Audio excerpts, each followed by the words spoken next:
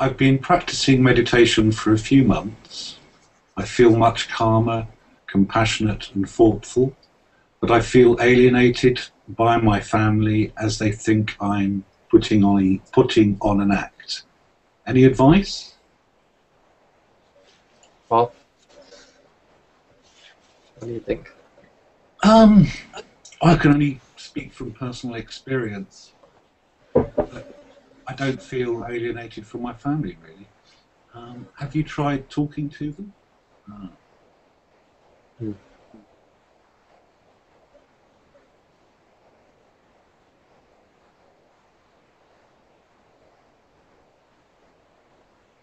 Yeah, I mean, acting normal helps.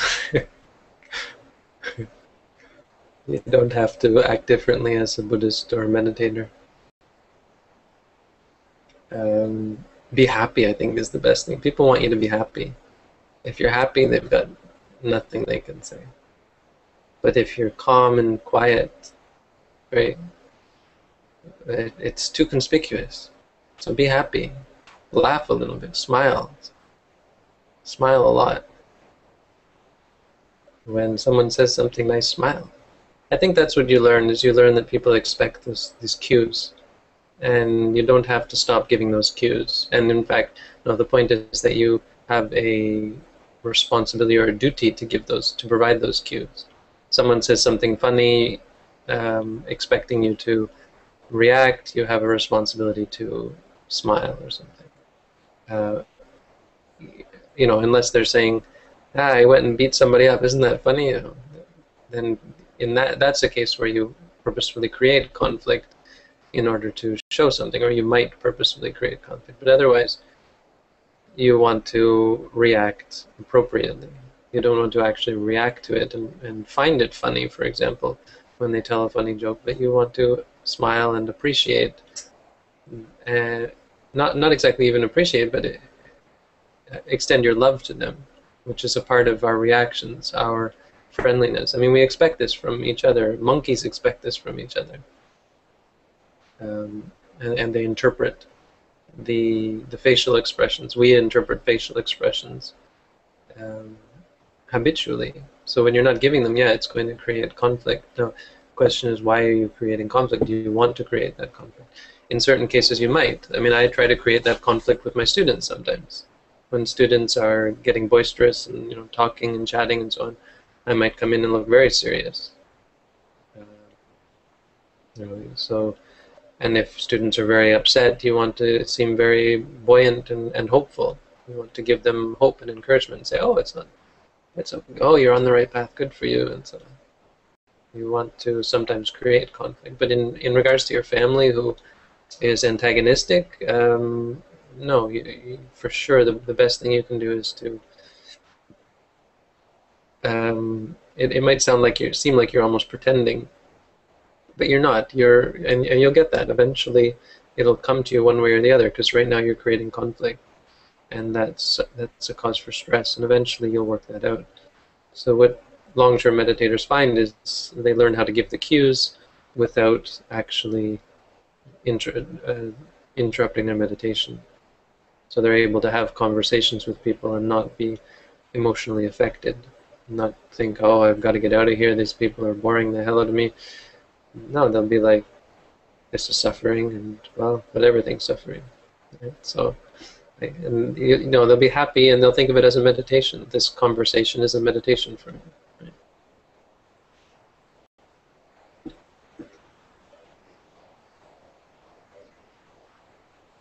Okay, another question. Oh, Owen, sorry.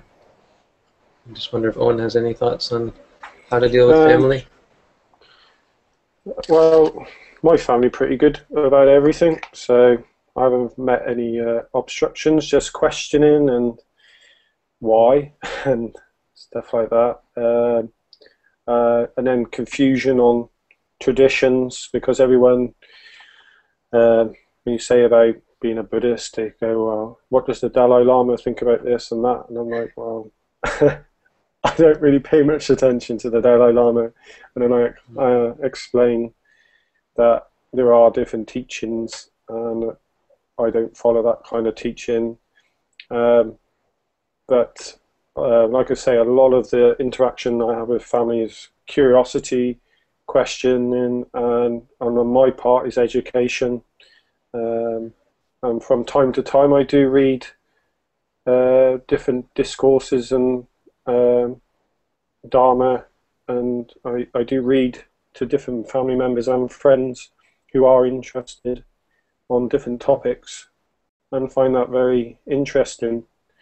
But yeah, on the whole, it's all pretty good. What would you recommend to someone who doesn't? What would you recommend to someone who doesn't have that positive interaction? So in this case, has some sort of stress and conflict. I think it would be depending on what you're promoting outwards. If you're not kind of explaining your actions, if you're not taking part in big family events, or you're not sitting around watching a family movie together anymore, things like that. You know, it depends if you're I would say if you're following precepts, if you're sticking to the 5 precepts and you're trying to stay away from certain aspects.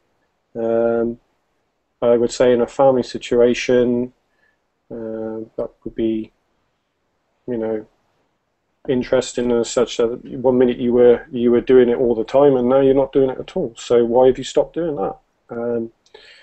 I think that's mostly where some of the problems occur, when you go from living your life in one way and then you kind of flick a switch and you're no longer participating as much as you were.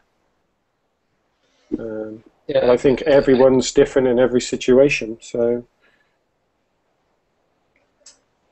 yeah, I don't think it's wrong necessarily that you're creating this conflict, but you have to understand what you're doing when you create the conflict, because it's leading you somewhere. It's leading you away from your family. Is your intention to become a monk and go and live in the forest? Well, that's probably where you're heading with this sort of behavior, or it's the direction that you're heading. And that would be the appropriate move to make based on you know, if you choose to act in this way. Because once you're a monk living off in the forest, then yeah, you really can get away with acting in that way, acting aloof, acting reserved. You know, and if your family doesn't like it, well, it's really no skin off your back because you're a monk living off in the forest. But if your decision is to remain, or if you know your situation is such that you have to stay with your parents, then it's not really to any point to create this stress. I mean, unless you know, it's functionally wrong. It's not like you have bad intentions toward them, but you're creating stress based on the incongruity of it, and it's going to break things up. It might encourage your family to meditate more, but it might cause them to turn away. It can actually be too hard for them. So the point is, you have to, an arahant, for example, acts appropriately in every situation and understands clearly how to deal with individual people. You can't deal with everyone the same. So for some people, acting reserved and aloof is a bad thing. You know, if a person is already antagonistic, and suppose it's a family member who thinks you're being brainwashed, well, to act like as though you're brainwashed is probably not going to endear you or your practice to them. If, on the other hand, you're open and interactive with them, you might very well bring them around and be able to at least come to some sort of harmony, some level of harmony with them. So yeah, what I would suggest is take each situation as distinct, and try to act appropriately. If you want to create tension in certain situations in order to help people understand how their behaviors are causing problems for them and for other people, sometimes conflict can be useful. But if the conflict is just creating more antagonism, then yeah, it's probably not a skillful response to the situation.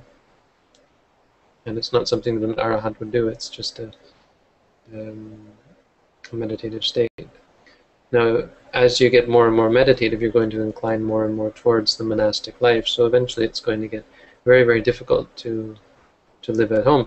One example is this man who became an anagami.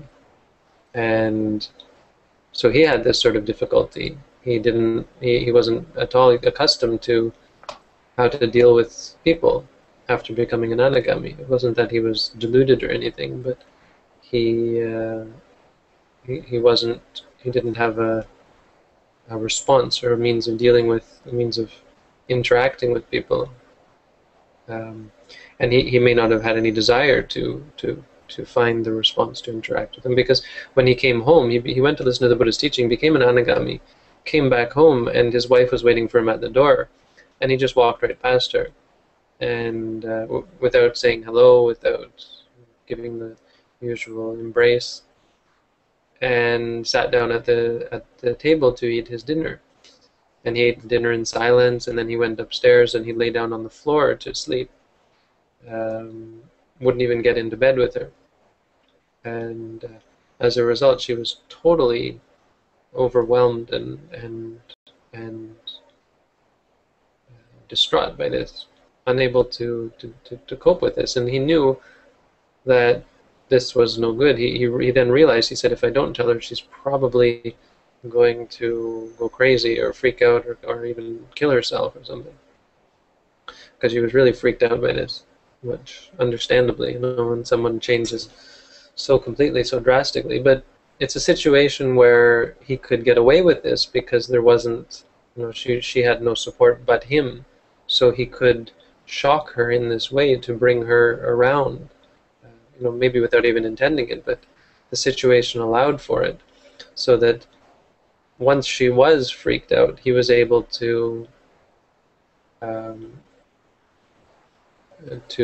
pass the Dhamma along to her. He then said, look, here's how it is. I've listened to the Buddha's teaching and have now given up all attachment to sensual pleasures. I'm happy to stay with you, and I'll treat you as a brother, I'll treat you as a sister if you want, and if you choose to find another husband, I will certainly not object. So he gave her complete freedom and try, use that to reassure her. As a result, her response to this was to ask him whether women could also practice this teaching of the Buddha and realize it for themselves. And he said, yeah, sure, anyone can. Maybe he didn't say it like that, but he said, yes, anyone can. And so she asked him if she could go to the monastery, and he took her to see the Buddha, I think, and I can't remember whether she became an arahant at first or she became a bhikkhuni, but she actually asked to ordain. He didn't ordain, he stayed at home and continued to live as a layperson, and she ordained as a bhikkhuni, and either before or after that became an arahant. And there's a sutta, the Chulavedala Sutta, that's attributed to her and her later conversation with her husband. Her name was Dhammadinna. No, was it? Was it Dhammadinna? I think it was. And her husband was, Visakha. And so there's this conversation between the two of them.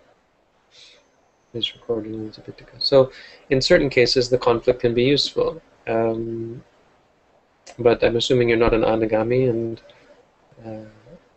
you might want to take it slowly and cautiously so that you don't create too much disruption, because that can get in your way. It can create resentment and negativity towards the Buddha's teaching, which is very harmful for people.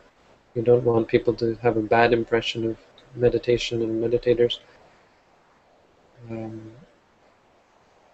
So, yeah, I mean, it's not your fault, but you might want to be a little bit skillful about it, at least until you are able to find a lifestyle that allows you to be aloof and meditative without creating conflict.